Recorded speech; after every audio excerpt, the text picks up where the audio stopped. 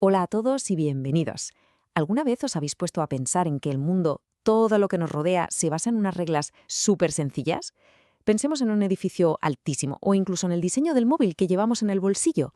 Pues todo eso sigue los principios de la geometría. Es como el lenguaje secreto con el que está construido todo.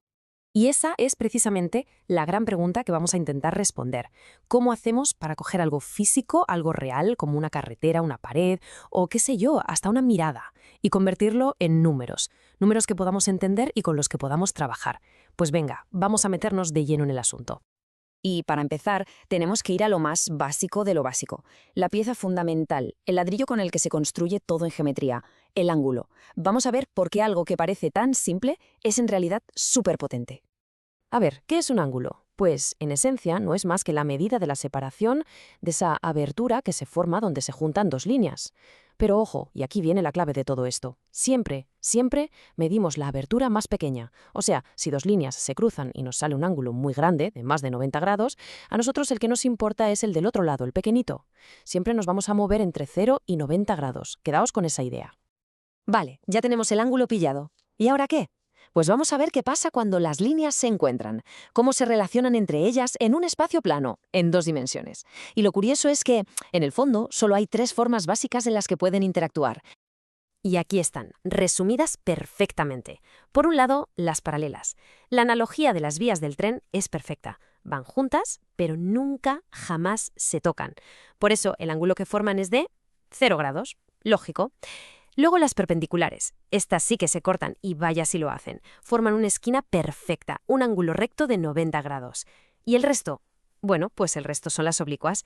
Cualquier cruce que no sea ni de 0 ni de 90 grados. Así de fácil. Esto lo deja clarísimo, pensadlo bien, son los dos extremos, los dos pilares de todo esto. O no se tocan nunca, ángulo 0, o se tocan formando la esquina más perfecta posible, ángulo de 90. Todo lo demás, todas las posibilidades, viven en el espacio que hay entre esos dos puntos. Muy bien, el mundo en 2D, controlado. Pero claro, la vida real no es una hoja de papel, ¿verdad? Vivimos en 3 dimensiones. Así que es el momento de dar el salto, de añadir esa tercera dimensión y ver cómo estas reglas tan sencillas se aplican en el mundo real.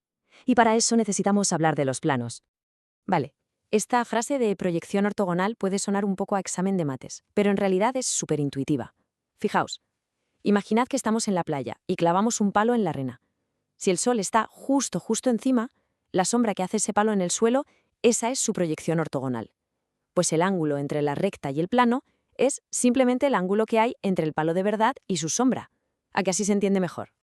Venga, va, un pequeño test rápido para ver si estamos atentos. Pensad en algo fácil. El suelo y el techo de cualquier habitación. Son dos planos paralelos. La pregunta es, ¿qué ángulo forman entre ellos? Pues es falso. La lógica aquí es exactamente la misma que la que vimos con las líneas. Si son paralelos, significa que nunca se van a tocar, da igual cuánto los alarguemos. Y si no se tocan, el ángulo es 0. 0 grados. El suelo y el techo, por suerte, no se cruzan. Venga, otra más, a ver qué tal está. Ahora, en vez del techo, imaginad una columna, un pilar, que sube totalmente recto desde el suelo. La columna es nuestra recta, el suelo es nuestro plano. ¿Qué ángulo hay ahí? Falso otra vez. Y aquí está la regla de oro, la que no falla nunca. La palabra perpendicular es sinónimo de 90 grados. Siempre. Da igual si es entre dos líneas o entre una línea y un plano. Si algo es perpendicular, choca de frente, en ángulo recto. 90 grados. Como la esquina de una pared. Y ahora viene lo bueno, el momento en que todo encaja. Vamos a dejar un poco la teoría de lado para ver cómo estos números, estas reglas, no son solo cosas abstractas en un papel. Vamos a ver cómo se usan en la vida real para medir, para diseñar, para construir el mundo que pisamos cada día. Fijaos en ese número, 31 grados.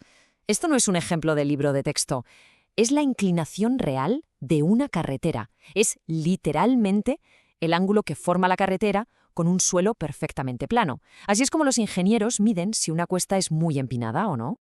Y esto a mí me parece increíble, que incluso algo que no podemos tocar, como una línea de visión, una mirada, se pueda medir. Esos 8,9 grados es el ángulo de inclinación de una mirada, la diferencia entre mirar recto a lo lejos y luego bajar o subir un poco la vista para enfocar algo. Este ya nos suena, ¿a que sí? 90 grados. Técnicamente es un ángulo diedro, pero para que nos entendamos todos, es la esquina de la habitación, donde la pared se junta con el suelo. Esos 90 grados perfectos son la base de casi todas las construcciones en las que vivimos. Y aquí es donde está la verdadera magia de todo. Porque no solo medimos ángulos, medimos las distancias que esos ángulos crean. ¿Recordáis la carretera de 31 grados? Pues mide 48,1 metros de largo. Y esa es la clave. La geometría es lo que une los ángulos con las medidas reales, con los metros. Es lo que permite que un plano en un papel se convierta en un puente o en un edificio. Y un último ejemplo para que quede clarísimo. La altura de un tejado, esos 2,8 metros, no sale de la nada. Es la consecuencia directa de los ángulos que tienen las vigas y de lo largas que son. Al final, como veis, todo está conectado. Todo es geometría. Bueno, vamos a resumir las ideas clave en un momento. Primero, los ángulos miden la abertura entre líneas y siempre nos quedamos con la que va de 0 a 90 grados. Segundo, todo se basa en dos conceptos. O las líneas son paralelas, 0 grados, o son perpendiculares, 90 grados. Tercero, esta misma lógica tan simple la podemos llevar del 2D al 3D, a los planos. Y lo más importante de todo, esto no es teoría, es el lenguaje con el que medimos y construimos nuestro mundo. Así que, a partir de ahora, os lanzo un reto. La próxima vez que estéis por la calle, fijaos bien. Fijaos en los ángulos de los edificios, en la inclinación de una rampa, hasta en cómo crecen las ramas de un árbol. La geometría está literalmente en todas partes. Solo hay que saber mirar. La pregunta final es, ¿qué va a ser lo próximo que midáis?